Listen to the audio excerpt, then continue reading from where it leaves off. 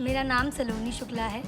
मैं बागी बलिया से बिलोंग करती हूँ। तो हम आपके गुल्लक के बारे में आएंगे, उससे पहले मैं आपके बारे में जानना चाहता हूँ, आपकी पर्सनल लाइफ के बारे में जानना चाहता हूँ। कब से आपने गुल्लक शुरू किया और क्यों शुरू किया, पहले इसके बारे में विस्तार से हमें बता दें। आपने जब इसको बनाया तो क्या सोच करके बनाया? देखिए, सबसे मेन उद्देश्य है इसकी क्या मैं भी इससे जुड़ सकता हूँ या जुड़ सकती हूँ, और अगर जुड़ सकती हूँ तो कैसे जुड़ सकते हैं, क्या इसका प्रोसेस है ज़रा बोलते हैं, और क्या कोई दूसरे जगह का जहाँ ब्रांच ना हो वहाँ ब्रांच ओपन कर सकता है? लेकिन ऐसे घर परिवार से जो दूर के रिश्तेदार, उन्होंने कभी ऐसे कह दिया है कि अरे वहाँ गए हो तो पढ़ाई करो ना। एडमिशन करवाते हैं या फिर क्या क्या चीज़ें बांटती हैं आप, ये सब में फंड की आवश्यकता होती है, वो सब आप लोग कैसे मैनेज करते हैं?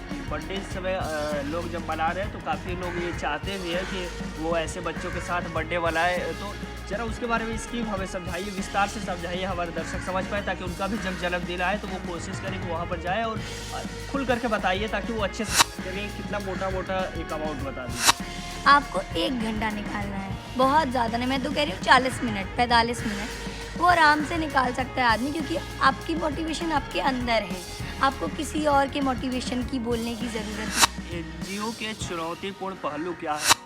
आपको आपकी लाइफ में सबसे ज़्यादा क्या मोटिवेट करता है? जब आप ये सब करते हैं, इसके लिए मोटिवेशन आपको कहाँ से? What is your experience regarding running an NGO at such a young age?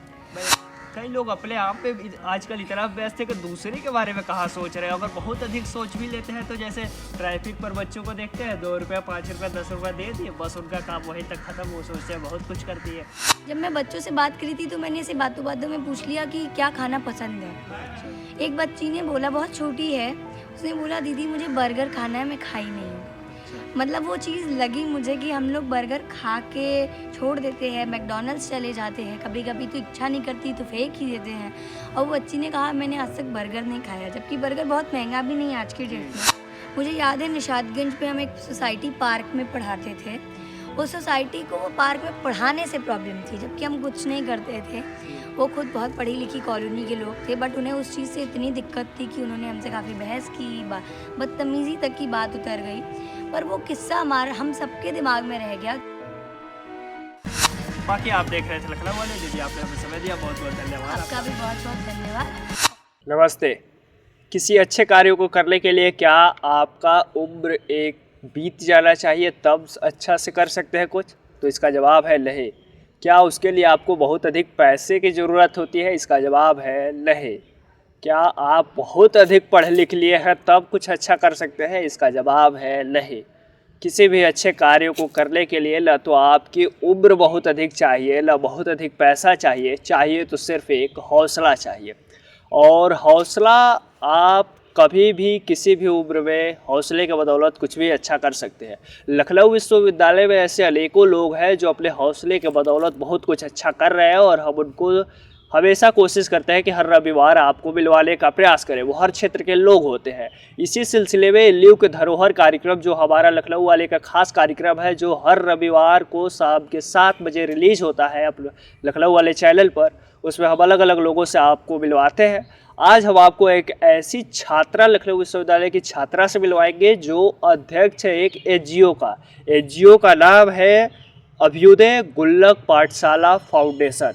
इसकी वो अध्यक्ष है। वो छोटे छोटे बच्चों को पढ़ाती है, साथ ही साथ उनके साथ हर त्यौहार मनाती है, उनको कभी फल खिलाती है तो कभी खुशी खुशी गेम के साथ साथ उनको अच्छे अच्छे चीज़ सिखाती है। तब आप उनसे बातें करेंगे। बहुत बहुत स्वागत है दीदी आपका। बहुत बहुत धन्यवाद कि आपने मुझे इस काबिल समझा कि मैं अपने ही विश्वविद्यालय के छात्र छात्राओं के साथ बात कर पाऊँ और उन्हें भी बता पाऊँ कि उन्हें हमसे जुड़ना चाहिए, तमाम ऐसे कार्यों से भी जुड़ना चाहिए और करते रहना चाहिए। बिल्कुल। तो हम आपके गुल्लक के बारे में आएंगे, उससे पहले मैं आपके बारे में जानना चाहता हूँ, आपकी पर्सनल लाइफ के बारे में जानना चाहता हूँ। मेरा नाम सलोनी शुक्ला है। मैं बागी बलिया से बिलोंग करती हूँ। मेरी कक्षा 10 तक की पढ़ाई वाराणसी से हुई है, लिटिल फ्लावर स्कूल से, और मेरी 10वीं 11वीं और 12वीं की पढ़ाई सनबिम बलिया से हुई है। मैंने बीकॉम जो है वो यहीं लखनऊ विश्वविद्यालय से किया, और अभी मेरा मास्टर्स इन सोशल वर्क इसी विश्वविद्यालय से चल रहा है। मास्टर ऑफ सोशल वर्क यानी यहाँ से अब मास्टर की ये छात्रा है और यहीं से ग्रेजुएशन भी, जैसा कि इन्होंने बताया, कंप्लीट की है। कब से आपने गुल्लक शुरू किया और क्यों शुरू किया, पहले इसके बारे में विस्तार से हमें बता दीजिए। जब मैं यहाँ पे क्योंकि मेरा पहला वर्ष जब चल रहा था कोरोना का, तो मेरा उस समय कोरोना चल रहा था और मेरा पहला वर्ष चल रहा था बीकॉम का। जब मैं द्वितीय वर्ष में यहाँ आई, लखनऊ आई, तो मैं एक एनजीओ से जुड़ी थी और मतलब पहली बार मैं गई थी क्योंकि मेरे ज़िलों में ऐसा कुछ मैंने कभी देखा नहीं था। छोटे छोटे बच्चे थे, मतलब अजीब तरीके से, नहाए धोए नहीं थे, गंदे गंदे थे, पर बहुत प्यारे थे। उनको बहुत कुछ जानना था, बहुत कुछ सीखना था, उनको अच्छा लग रहा था हम लोगों के साथ। तो हमें ऐसा लगा कि मतलब हमें भी इस एनजीओ के माध्यम से जुड़ के कुछ करना चाहिए। पर कुछ महीनों बाद वो एनजीओ कुछ काम नहीं कर रहा था, बहुत शांत शांत सा था। और जब मैं जाती थी संडे को, तो बच्चे मुझसे पूछते थे कि दीदी आप आती नहीं हैं, भैया नहीं आते। तो फिर मैंने और मेरी एक दोस्त है, हमने सोचा कि क्यों ना हम ऐसा कुछ करें, शुरू करें। और फिर हमने वहीं से एक पहल शुरू की, छोटे बच्चों से मिले, जानेश्वर मिश्रा पार्क पे सबसे पहले पढ़ाना शुरू किया। बच्चों से मिले, बात करते थे, रोज़ जाने का प्रयास करते थे। फिर धीरे धीरे तमाम ब्रांचेस खुले और अभी हम लोग निरंतर काम कर ही रहे हैं। ये जो गुल्लक है, इसका मेन उद्देश्य क्या है, इसका क्या लक्ष्य है? आपने जब इसको बनाया तो क्या सोच करके बनाया? देखिए, सबसे मेन उद्देश्य है इसकी शिक्षा, क्योंकि हम लोग, मेरे जैसे तमाम छात्र यहाँ अपने घर से दूर शिक्षा ग्रहण करने ही आए हुए हैं। और जब हम देखते हैं छोटे बच्चे जो भीख मांग रहे हैं, जो कुछ मांग रहे हैं, कुछ कर नहीं रहे हैं, उन्हें शिक्षा की कितनी ज़रूरत है, उनको शिक्षा का महत्व बताना, उनके माता पिता को ये समझाना कि शिक्षा से वो बहुत कुछ कर सकते हैं, यही एक उद्देश्य रहा है हमारा और इसी पे हम काम भी करेंगे। अभी कितने साल हो गए इसको, गुल्लक को बनाए हुए, और इससे अभी तक आपने क्या अचीव किया वो ज़रा हमें बताइए। गुल्लक के 2 साल पूरे हो चुके हैं और गुल्लक एक रजिस्टर्ड एनजीओ भी है और हम लोग इसके माध्यम से तमाम ऐसे प्रोग्राम्स कर चुके हैं। हमारे हमने जो है लगभग 500 से ऊपर पैड्स बांटे हैं बच्चों के बीच में, औरतों और महिलाओं के बीच में। हमने बच्चों के बीच में तमाम कपड़े बांटे हैं जो अच्छी क्वालिटी के हों और अच्छी मतलब उनको धुल के अच्छे से वॉश करके उनको दिए गए हैं। हमने बच्चों के एडमिशन्स कराए हैं। हमने यहाँ पे निशादगंज पे एक स्कूल है, करामत स्कूल, उसमें भी कराया है हमने। और हमने एक किड्स करियर स्कूल है, अकेडमी है लेखराज पे, हमने वहाँ पे बच्चों के एडमिशन्स कराए हैं। हमने निशादगंज में ही आप आगे जाएंगे तो MKSD इंटर कॉलेज है, वही गवर्नमेंट इंटर कॉलेज, हमने वहाँ पे भी बच्चों के एडमिशन्स करवाए हुए हैं। अच्छा, मतलब काफ़ी कुछ अभी तक करा दी है। और इसके आगे मैं जानना चाहूँगा कि जैसा कि अब आप इसके बारे में इतना कुछ बता रही है, तो कई लोगों के मन में उत्सुकता तुरंत होती है कि क्या मैं भी इससे जुड़ सकता हूँ या जुड़ सकती हूँ, और अगर जुड़ सकती हूँ तो कैसे जुड़ सकते हैं, क्या इसका प्रोसेस है, ज़रा वो बताइए। देखिए, इसके जुड़ने के बहुत सिंपल प्रोसेस है। गुल्लक का इंस्टाग्राम पे एक ऑफिशियल पेज है, आप उस पर नॉर्मली मैसेज कर सकते हैं, वहाँ से आपको लिंक प्रोवाइड हो जाता है और जिसके माध्यम से आप ग्रुप में जुड़ जाते हैं। ग्रुप में जुड़ने के बाद डेली बेसिस पे आपको मतलब एक पोल डाला जाता है कि किस एकेडमी पे आप विज़िट करना चाहते हैं। बस आपको जहाँ जाना हो, जिस समय आपको समय हो, आप कंफर्टेबल हो, आप उस ब्रांच पे आ सकते हैं। वहाँ आपको बच्चे मिलेंगे, आपको वॉलंटियर्स मिलेंगे, मैं भी मिल जाऊँगी किसी ब्रांच पे। बस बहुत सिंपल प्रोसेस है, जुड़ सकते हैं उसके थ्रू। गुल्लक से जब आप लोगों को जोड़ती हैं तो उनके अंदर क्या ऐसी चीज़ देखती है जिससे आपको लगता है कि इस व्यक्ति को ज़रूर जोड़ना चाहिए, क्योंकि सबको तो जोड़ नहीं सकती है, तो क्या मेन क्वालिटी एक व्यक्ति के अंदर होना चाहिए ताकि वो गुल्लक से जुड़ जाए? क्योंकि ये एक सामाजिक संस्था है तो ऐसा कुछ बंधन नहीं है कि हम किसी को नहीं जोड़ेंगे या किसी को ही जोड़ेंगे, पर गुल्लक में हम चाहते हैं कि ऐसे लोग जुड़े जो निरंतर काम करना चाहते हों, जिनको बच्चों से प्रेम हो, जिनको समाज सेवा में एक दिलचस्पी हो, उनको ये ना लगे कि अरे हम यहाँ क्यों आ रहे हैं, हम इन बच्चों को क्यों छू रहे हैं। उनके अंदर भी एक प्रेम भावना, एक ममता होनी चाहिए, तभी आपको मज़ा आएगा। नहीं तो ऐसा कुछ नहीं है, जो भी जुड़ना चाहते हैं वो स्वेच्छा से जुड़ सकता है। स्वेच्छा से जुड़ सकता है। इसका ब्रांच कहाँ है, ज़रा वो विस्तार से बताइए ताकि अन्य जगह के लोग भी जुड़ सकते हैं। और क्या कोई दूसरे जगह का जहाँ ब्रांच ना हो वहाँ ब्रांच ओपन कर सकता है आपके थ्रू? अब बिल्कुल, हमारी अभी तत्कालीन रूप में 4 ब्रांचेज़ हैं, लेखराज पे, निशादगंज, गोमती नगर, कपूरथला। और इस 30 तारीख से हम लोगों की एक दूसरी ब्रांच, नई 5वीं ब्रांच भी शुरू हो रही है आशियाना पे, आशियाना चौराहा, सेक्टर नंबर 1। तो और जो भी हमारे हमसे जुड़ेगा, अगर वो अपने किसी एरिया में गुल्लक के माध्यम से कोई ब्रांच शुरू करना है, वो बिल्कुल शुरू कर सकता है, अगर आपकी इच्छा हो। उनको कुछ नहीं करना है, स्टेशनरीज़ और जो भी चीज़ें होती है वो गुल्लक उन्हें स्वयं देगा। हम लोग खुद आएंगे भी स्टार्टिंग के कुछ दिनों में, बाकी वो अपनी इच्छा से उन्हें पढ़ा सकते हैं। तो आप उसके लिए इनसे मिल करके, इनसे बात करके वो सब के बारे में जान सकते हैं। अब हम ये जानेंगे कि एनजीओ जब आपने शुरुआत किया, बिल्कुल शुरुआत, जैसा कि आपने कहा कि मैं दूसरे से पहले एनजीओ से जुड़े, फिर उसके बाद अपना सोचा कि शुरू करें, तो जब आपने शुरुआत किया तो उन दिनों किसका किसका साथ मिला और किसका किसका ये मिला कि अरे ये सब क्या शुरू कर रहे हो? 2 चीज़ें बताइए। जब मैं शुरू की तो मैंने पहले बताया, मेरी एक दोस्त है नीलाक्षी मिश्रा, मैंने और उसने साथ में ही शुरू किया था। खैर हमारा इरादा एनजीओ का नहीं था, हमारा इरादा था कि हम कुछ पैसे इकट्ठा करेंगे और एनजीओज़ को देंगे कि वो बच्चों को कॉपी, किताब, फल वो ख़रीदें। पर धीरे धीरे हम बच्चों से मिलके खुद शुरू किया हमने, और काफ़ी लोग हमसे जुड़े रहे। उसमें काफ़ी नाम है मेरे साथ, जैसे मेरे भाई बहन हैं, मेरे बलिया के काफ़ी दोस्त हैं, अभिषेक एक है हमारे साथ में, और मेरी काफ़ी दोस्तें जुड़ी रही हमसे। और विश्वविद्यालय के तमाम जो छात्र हैं, जो मेरे क्लास के रहे, भैया लोग रहे, उन्होंने कभी मुझे ये नहीं बोला कि मत करो। उन्होंने मुझे हमेशा कहा कि करो, तुम्हें हमारी ज़रूरत हो तो बताना, तुम्हें कुछ चाहिए हो तो बताना। और वो हमेशा आए भी, काफ़ी लोग हमसे जुड़े, हमारी ब्रांचेस पे आए, बच्चों से मिला और हमें काफ़ी प्रोत्साहन मिला। कभी ऐसा नहीं रहा कि मत करो। और कुछ लोग तो रहते ही है जो कह देते हैं। हाँ, मैं यही जानना चाहता हूँ ना कि जैसे कि साथ तो मिलता है ज़्यादातर, क्योंकि आप कोई काम अच्छा हो ऐसा तो कर नहीं रही थी गलत कि उसके लिए साथ ना मिले, लेकिन बात यह है कि फिर भी कुछ लोग होते हैं ना कि पढ़ाई करो, ये सब क्या करो, तो वैसा टाइप का कोई कहा या नहीं कहा? विश्वविद्यालय में तो ऐसा कोई नहीं मिला। हाँ। लेकिन ऐसे घर परिवार से जो दूर के रिश्तेदार, उन्होंने कभी ऐसे कह दिया है कि अरे वहाँ गए हो तो पढ़ाई करो ना, ये क्या कर रहे हो, बस ऐसा छोटा मोटा। लेकिन इतना हमें हमेशा प्रोत्साहन ही ज़्यादा मिला और प्यार काफ़ी ज़्यादा मिला हमें। अच्छा, अब ये हमारा लगभग शायद आखिरी प्रश्न है, उसके बाद मैं लोगों का प्रश्न पूछूंगा कि ये जब आप जैसा कि आपने कई चीज़ें कही कि एडमिशन करवाते हैं या फिर क्या क्या चीज़ें बांटती हैं आप, ये सब में एक फंड की आवश्यकता होती है, वो सब आप लोग कैसे मैनेज करती है? मैं आपको बता दूं, हमारे ऑफिशियल ग्रुप में लगभग 100+ लोग जुड़े हुए हैं, और हमारा हर महीने एक अभियान है जिसमें हम एक व्यक्ति से 30 रुपये महीना लेते हैं, एक दिन के हिसाब से 1 रुपये। अगर हमें 50 लोग भी 30 रुपये दे रहे हैं जो हमारे मेंबर्स हैं, तो वो लोग बहुत अच्छे हैं। वो लोग हमेशा 30 रुपये महीने के हिसाब से देते हैं, जिनसे हम बच्चों की स्टेशनरीज़ खरीदते हैं, बच्चों को फल वगैरह खिलाते हैं। और बाकी बहुत ऐसे लोग हैं जो अपना बर्थडे वगैरह सेलिब्रेट करने आते हैं, तो वो खुद स्टेशनरीज़ ले आते हैं। तो स्टेशनरीज़ कभी कभी हमें नहीं खरीदनी पड़ती।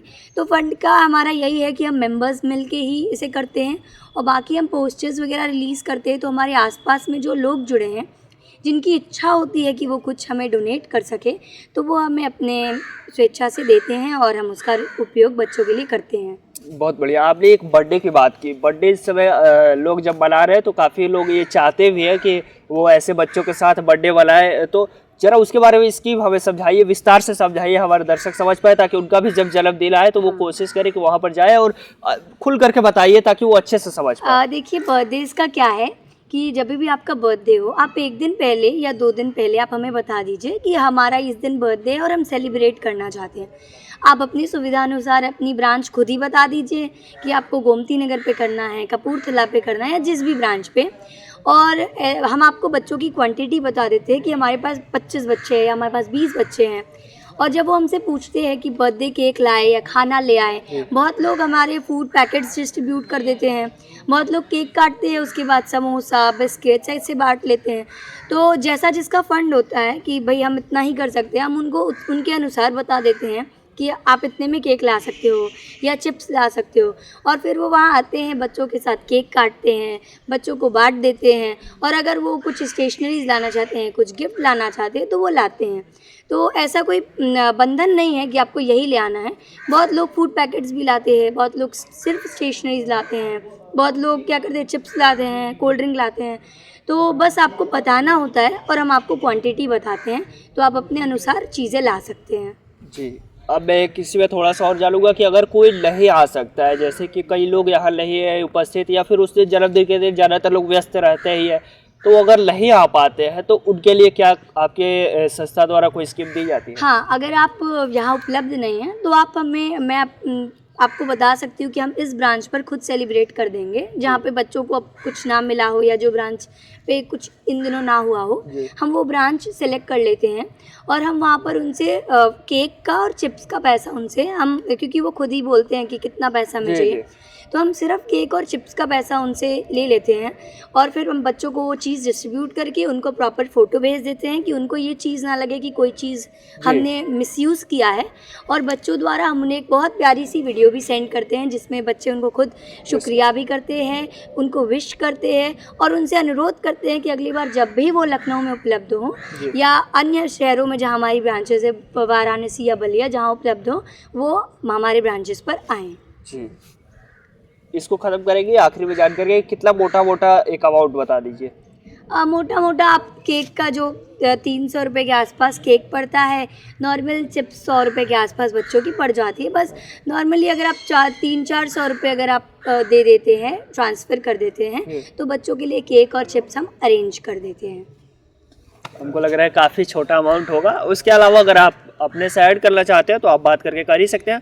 अब मैं कुछ लोगों के प्रश्न पूछूंगा, क्योंकि ये हमारा कार्यक्रम जो है ना, इसमें हम लोगों को खूब मौका देते हैं कि लोग खूब प्रश्न पूछ सकें।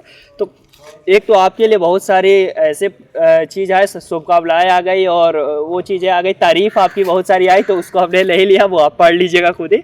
वैसे जो क्वेश्चन है वो हम पढ़ लेते हैं।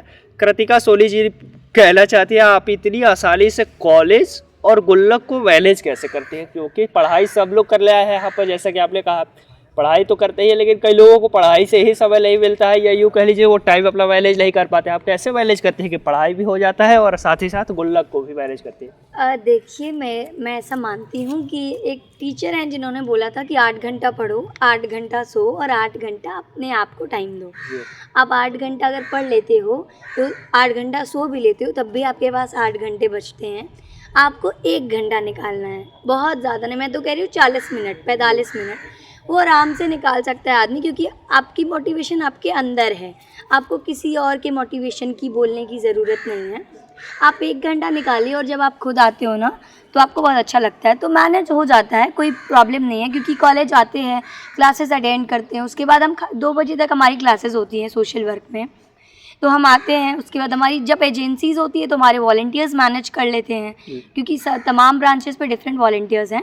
और बाकी 1 घंटा हमें निकालना हो तो बहुत आराम से निकल जाता है। मुझे लगता है वहाँ जाके और स्ट्रेस दूर हो जाता है, तो हो जाता है वो मैनेज। हाँ जी, आगे सौम्या शुक्ला जी पूछना चाहती है, एनजीओ के चुनौतीपूर्ण पहलू क्या है? कई सारे चुनौती भी आते होंगे।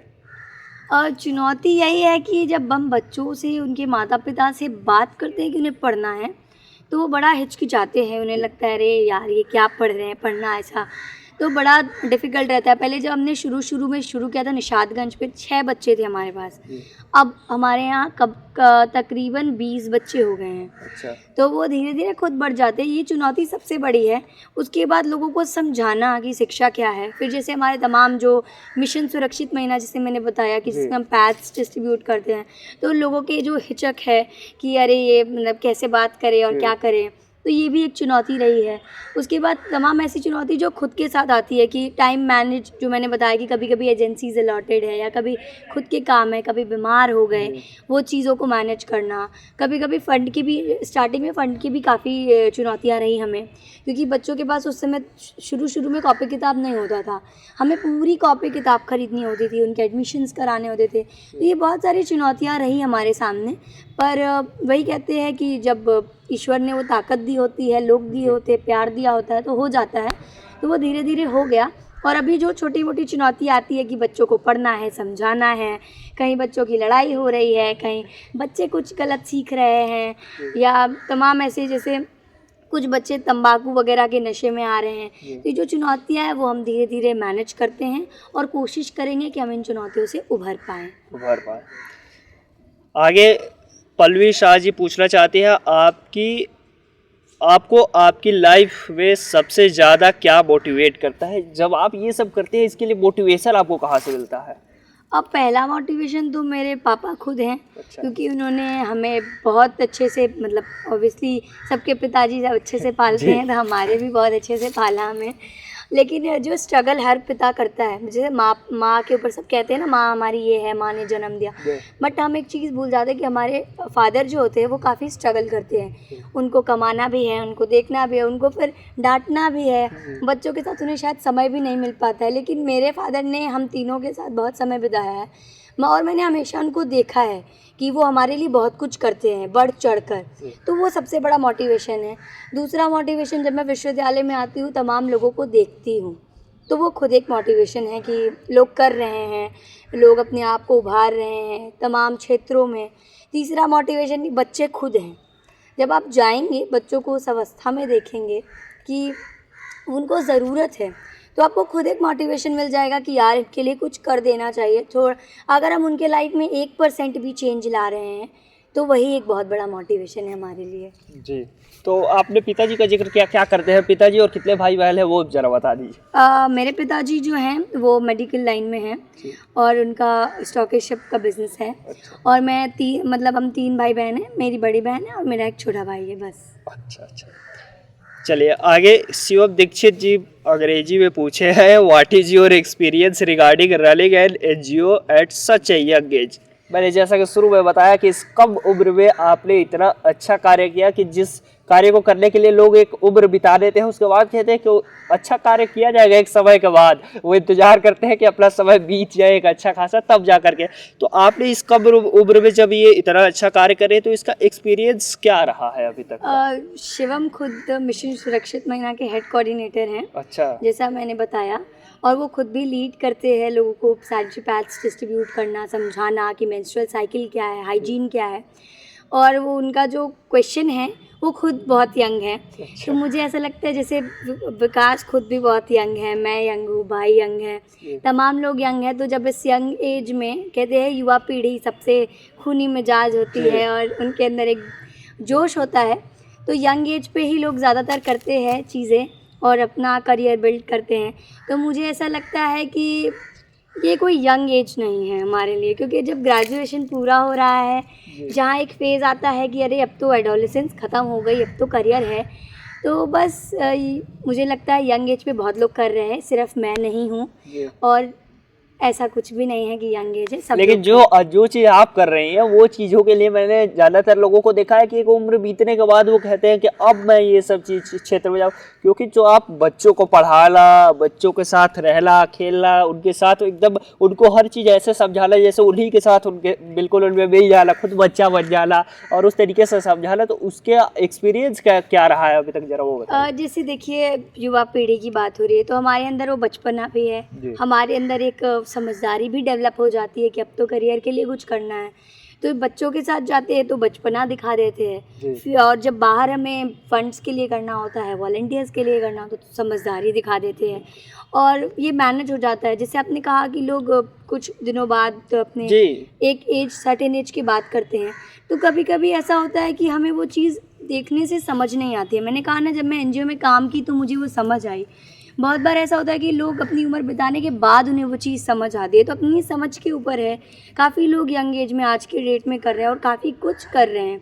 आप खुद भी देखिए, एलयू में ही काफ़ी ऐसे लोग हैं जो काफ़ी यंग एज पे नृत्य कला में हैं, आप खुद पत्रकारिता की लाइन में हैं, और काफ़ी लोग हमारे साथ एनजीओ की लाइन में है, और काव्यम जैसी संस्थाएं जो चल रही हैं, सांस्कृतिकी है।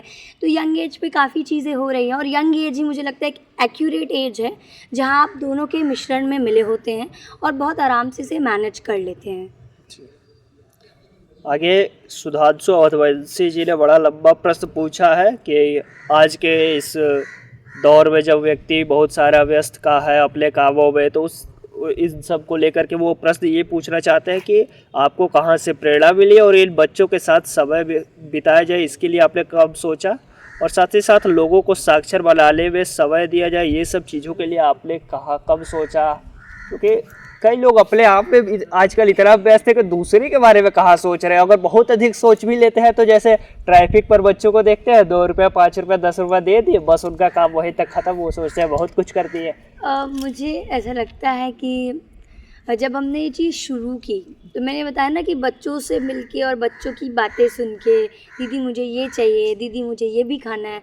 आपको बिलीव नहीं होगा, एक मैं किस्सा बताती हूँ। हम लोग बच्चों से बात कर रहे थे। नॉर्मल सैटरडे को हम एक टॉक रखते हैं, 1-to-1 इंटरेक्शन की, हम बच्चों से बात करें। उस दिन पढ़ाई नहीं होती, या तो गेम्स होती है, या तो कलरिंग होता है, या बात होती है।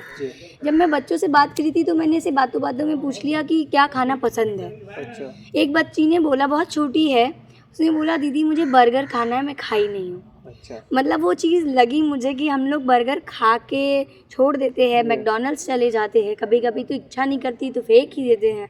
और वो बच्ची ने कहा मैंने आज तक बर्गर नहीं खाया, जबकि बर्गर बहुत महंगा भी नहीं है आज के डेट में। पहले तो होता होगा कि अभी तो मुझे लगता है चौराहे पे भी आपको 20, 30, 40, या मैकडॉनल्ड्स में खाइए तो 60, 70, इससे ज़्यादा महंगा नहीं मिलता बर्गर। तो वो जब उस बच्ची ने कहा तो खुद एक चीज़ लगती है। तो बच्चों के साथ जब आप मिलेंगे, मैं खुद ये चीज़ कहना चाहूँगी, कोई भी व्यक्ति जब मिलेगा बच्चों से तो उसको खुद बहुत अच्छा लगेगा, और वो खुद प्रेरणा का स्रोत है। बच्चे खुद हमें बताते हैं दीदी ये कर दीजिए, दीदी वो करा दीजिए, तो उनके साथ खुद बहुत अच्छा लगता है। समय कब बीत जाता है, कभी कभी बहुत। हम जब त्यौहार मनाते हैं, होली, दिवाली, जैसे भी हम दिवाली भी मनाने वाले हैं बच्चों के साथ, तो उनके साथ एक अलग एक्साइटमेंट है, दीदी ये भी कर देते हैं, दीदी रंगोली भी बना देते हैं, उन्हें मज़ा आता है। तो वो खुद एक प्रेरणा का स्रोत हैं। और मैं खुद बहुत ज़्यादा अपने आप को लकी मानती हूँ कि मेरे साथ जो लोग जुड़े हैं, या हम लोग को ये मौका मिल पा रहा है, ईश्वर ने हम लोगों को चुना है कि हम ये काम करें, तो हम लोग खुद इस बात के लिए बहुत लकी फील करते हैं। लकी फील करते हैं। उन्होंने आगे इसी में पूछा है कि आपके साथ क्या ऐसी घटना हुई या फिर क्या ऐसी प्रेरणादायक चीज़ें हैं जिससे आपको लगा कि हाँ हमें ये करना चाहिए। कोई ऐसी घटना घटी क्या कि आपने मतलब जब इस फील्ड में आना हुआ तो कैसे आना हुआ, जो एकदम स्टार्टिंग पॉइंट बता दीजिए। अब मैंने पहले बताया कि हमारी पहली सबसे शुरुआती ब्रांच ज्ञानेश्वर मिश्रा पार्क थी। वहाँ हम बच्चों को 1-2 दिन जाके पढ़ाते थे, बात करते थे, स्टेशनरीज बांटते थे। बट फिर वहाँ से बच्चों की झोपड़ियाँ वगैरह, क्योंकि सरकारी ज़मीन है तो उन्हें हटा दिया गया। उसके बाद हमने फिर निशादगंज पे शुरू किया। तो धीरे धीरे हमने एक ब्रांचेस की अपनी वो कि लोग जुड़े, ब्रांचेस बढ़ा। लेकिन कहते हैं ना कि जो किस्सा मुझे याद है, निशादगंज पे हम एक सोसाइटी पार्क में पढ़ाते थे।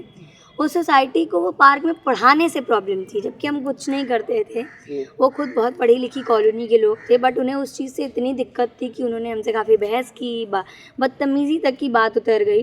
पर वो किस्सा हम सबके दिमाग में रह गया कि यार इतनी सी बात के लिए उन्होंने इतना इशू क्रिएट किया, जबकि हम लोग ऐसा कुछ नहीं करते। नॉर्मल जैसे ये पार्क है, वो भी एक छोटा सा सोसाइटी पार्क था। बच्चे वहाँ पढ़ते थे क्योंकि नियर बाई पढ़ता था। स्लम में तो हम पढ़ा नहीं सकते, बहुत गंदगी होती है। तो वो एक किस्सा रहा। तमाम ऐसे किस्से रहे जहाँ लोगों ने प्यार किया, लोगों ने बढ़ चढ़ कर हमारा साथ दिया कि हाँ हाँ आप करो, हाँ आपको करना चाहिए।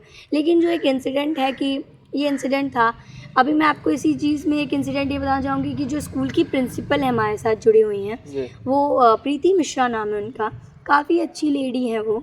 उनके साथ जब हम लोग बैठते हैं तो वो खुद बहुत सपोर्टिव है। वो खुद बच्चों के लिए उन्होंने फ़ीस वगैरह कम कर दी, उन्होंने बच्चों के साथ हमसे बात की। वो भी एक किस्सा रहा हमारे जीवन में कि एक एज अ प्रिंसिपल उन्होंने हमें इतनी मदद की। हमारे साथ में 1-2 रिपोर्टर्स भी जुड़े। तो काफ़ी ऐसे छोटे छोटे किस्से रहे जिन्होंने हमें काफ़ी प्रेरणा दिया। हमने काफ़ी कुछ सीखा कि यार ऐसे लोग भी हैं, कहीं अच्छाई है, कहीं बुराई है, कहीं कुछ प्रॉब्लम्स हैं, पर लड़ते झगड़ते हम लोग आगे बढ़ते रहें और निरंतर कोशिश करें कि बढ़ते ही रहें। बिल्कुल। आखिरी प्रश्न मेरा ये रहेगा कि इसका आगे का क्या लक्ष्य है? जैसे कि यहाँ से जब आप पास आउट हो जाएगी, MSW 2 साल में आपका पूरा हो जाएगा, उसके बाद आप भी अब किसी न किसी क्षेत्र में जाएंगे, आपका भी जीवन आगे बढ़ेगा, तो उसके बाद ये गुल्लक का क्या आगे का लक्ष्य है, ये बताइए। देखिए, गुल्लक तो जब शुरू हुआ था तब इसीलिए शुरू हुआ था कि कभी ये बंद ना हो। बिल्कुल। कोशिश करेंगे कि कभी इसमें रुकावट ना आए। और भगवान की कृपा से हमारे साथ काफ़ी अच्छे लोग जुड़े हुए हैं, एज ऑफ वॉलंटियर या मेंबर हम कह लीजिए। हमारे साथ जो लोग जुड़े हुए हैं वो खुद बहुत तत्पर है कि हम ब्रांच पे जाएं, हम बच्चों से बात करें। कभी अगर हम व्यस्त होते हैं तो वो मैनेज कर लेते हैं, वो व्यस्त होते हैं तो हम मैनेज कर लेते होते हैं। सब एक करियर फेज़ पे है। हमारे साथ काफ़ी ऐसे लोग भी जुड़े हैं जो ऑलरेडी सर्विस में हैं। हमारे साथ दीदी जुड़ी हुई हैं, निधि दीदी, शुभम भैया जुड़े हुए हैं, अभिजीत भैया। ये लोग जो है ऑलरेडी एक फ़ेज़ में हैं जहाँ ये लोग नौकरी कर रहे हैं, पर ये लोग फिर भी आते हैं, प्रयास करते हैं। तो हम भी जब अपना करियर एक सर्टेन एज के बाद 2 साल के बाद बना लेंगे कहीं या किसी कंपनी में होंगे या किसी ऑफिस में होंगे, तो भी हम कोशिश करेंगे हम समय निकाल के बच्चों के साथ जुड़े रहें और बच्चों की पढ़ाई में, शिक्षा में हमेशा साथ देते रहें, एडमिशन्स कराएं, ताकि कल को 5 साल 6 साल बाद वो बच्चे जब बाहर निकल कर आएँ तो उनके बीच में ये गरीबी, ये जो पॉवर्टी है या अनएम्प्लॉयमेंट है, ऐसी समस्याएं ना रहें। हम कहते हैं ना कि वो पढ़े लिखे रहेंगे तो अपना एम्प्लॉयमेंट वो खुद ढूंढ लेंगे। हम कोशिश करें कि हम उस एम्प्लॉयमेंट का ज़रिया ज़रूर बने, बाकी तो वो खुद उतने तत्पर रहेंगे कि वो अपने आप से अपने जीवन में बेहतर कर पाएंगे और अपने साथ साथ अपने समाज को, अपने लोगों को बढ़ा पाएंगे। आखिरी प्रश्न था, लेकिन फिर एक और आखिरी प्रश्न आ गया मन में कि समाज को, सोसाइटी को क्या संदेश देंगे आप जो ये कार्य कर रहे हैं इसी से संबंधित? देखिए, मैं यही कहना चाहूँगी तमाम लोगों से जो भी ये देख रहे हैं कि आपके पास थोड़ा भी समय हो, आपके अंदर इच्छा हो, तो आप ज़रूर हमसे जुड़ें। दूसरी चीज़ ये कि काफ़ी बार मैंने विश्वविद्यालय में देखा कि केक वेस्ट होता है, खड़ा पड़ा हुआ है, चेहरे पे लगा रहे हैं। अगर वो केक आप वेस्ट ना करके बच्चों के साथ आकर सेलिब्रेट कर लें, बच्चों को खिला दें, आपको भी अच्छा लगेगा, बच्चों को भी काफ़ी अच्छा लगेगा। और मैं यही कहना चाहूँगी कि आप खुद, सब लोग जो देख रहे हैं, खुद एक युवा ही होंगे या एक सर्टेन एज पर होंगे, तो आप कुछ समय निकालिए, ज़रूर आइए। हमसे ही नहीं, आप अगर समाज में किसी अन्य रूप में भी काम करना चाहते हैं, ज़रूरी नहीं कि आप हमसे जुड़कर ही काम करिए, आप स्वयं एक समाज सेवी बनकर काम कर सकते हैं। कहते हैं ना, ईश्वर अगर आपको वो माध्यम बना रहा है कि आप अपने साथ साथ, अपने करियर के साथ साथ दूसरों की मदद कर पाएँ, तो ये बहुत बड़ी बात होती है। तो मेरा यही अनुरोध है कि अगर आप छोटी छोटी चीज़ों से मदद कर पाए, बच्चों को कहीं स्कूल में एडमिशन करा पाए, कहीं कुछ खिला पाए, कपड़े दे पाए, बर्थडे सेलिब्रेट कर पाए, स्टेशनरी, अपनी जो अनयूज्ड कॉपीज़ होती है जो वेस्ट हो जाती हैं, आप उन्हें दे पाए, तो वो बच्चों को काफ़ी मदद करेगी। तो मेरा यही अनुरोध है कि आप ये चीज़ें करें और खुद निरंतर समाज के लिए काम करें और तत्पर रहें। तो इसी के साथ हमारा बात समाप्त हुआ, लेकिन काफ़ी कुछ आपने सीखा होगा। अगर पूरा वीडियो देखे होंगे तो काफ़ी कुछ मोटिवेशन मिला होगा कि हमें भी कुछ समाज के लिए कुछ अच्छा करना चाहिए। बाकी ये एलयू के धरोहर जो कार्यक्रम है लखनऊ विश्वविद्यालय से जो भी कुछ अच्छा कर रहा है उससे हम मिलवाने का कार्य लगातार करते रहेंगे। और जैसा कि आप लोग सलाह देते हैं तो और दीजिए हमें सलाह कि और किससे हम आपको मिलवाएं, उस किसका इंटरव्यू करके आपसे बात करें, आपके प्रश्नों का जवाब लें। हमारे साथ अध्यक्ष थी गुल्लक पाठशाला फाउंडेशन की, इनसे ढेर सारी बातें की। अगर किसी का प्रश्न रह गया हो तो उससे क्षमा चाहते हैं। बाकी आप देख रहे थे लखनऊ वाले। दीदी, आपने हमें समय दिया, बहुत बहुत धन्यवाद। आपका भी बहुत बहुत धन्यवाद और आप लोग भी निरंतर ऐसे ही आगे बढ़ते रहिए, यही हमारी शुभकामनाएं हैं। धन्यवाद आप सभी को भी। आप देख रहे थे लखनऊ वाले का खास कार्यक्रम एलयू के धरोहर। मेरा नाम है विकास सिंह, कैमरे के पीछे विवेक, सहयोगी मित्र सुमित सिंह चौहान। बहुत बहुत धन्यवाद।